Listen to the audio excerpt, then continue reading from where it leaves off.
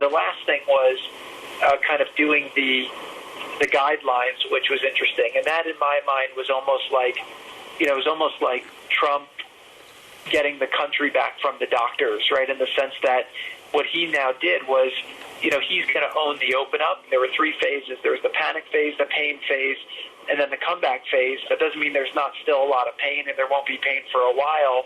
But that basically was, we've now put out rules to get back to work. Trump's now back in charge. It's not the doctors. They've kind of, we have like a negotiated settlement.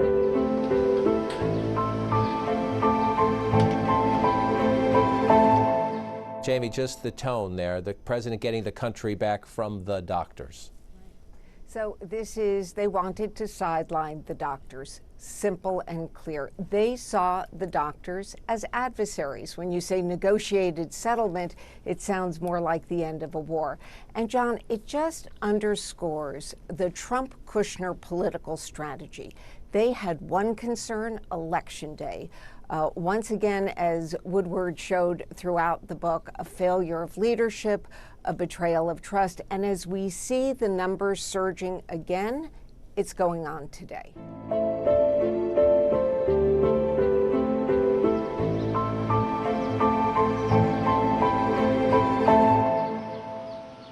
The most dangerous people around the president are overconfident idiots, right? Because that has a way sometimes of getting past his defense mechanism, because if you're overconfident, then sometimes, on a topic where he doesn't have other people around to kind of validate it, then he can sometimes say, okay, let's go with that. So that's kind of, I think if you look at the evolution over time, we've gotten rid of a lot of the overconfident idiots, and now we've got a lot more thoughtful people who kind of know their place and know what to do.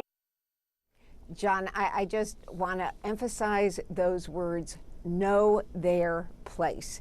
It's clear that whether it's administration officials or doctors, health experts, no surprise, Trump wants to be the one who's in charge.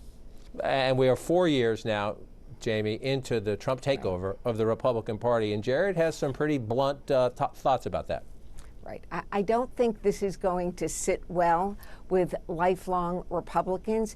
It's probably not a surprise to them, but hearing Kushner's words, he is dismissive of the party, the Republican platform, and he credits his father-in-law with a hostile takeover. And so, you look at like the Republican Party platform, it's a document meant to like piss people off basically more, because it's done by activists. Yeah. So you have a disproportionality between what issues people are vocal on and what the people, the voters, really care about. And what Trump's been able to do is, I say he's basically did a full hostile takeover of the Republican Party, and I don't think it's even as much about the issues. I think it's about the attitude.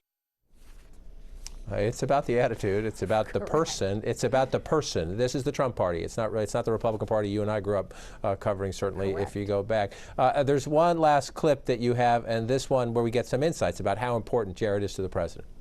So this is actually new sound of Donald Trump. I just want to say 6 days before Election Day, the president may not be happy to hear these comments from Kushner played in public, but he will have a hard time divorcing himself from them.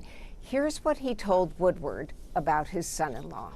I told Jared to speak to you, and I believe he has. Yes, And I just told him a little while ago that if you would do me a favor, Jared, and coordinate a little bit with Bob so that Bob can speak to anybody he wants to, Jared will handle it. Very capable guy, Jared. You can't get people like this. We talked once, One and smart cookie. I'm scheduled to see And him. if you could deal with Jared a little bit, see me whenever you want. The president has this thing where Jared's essentially his eyes and ears to keep people in line. He's the lieutenant he trusts the most.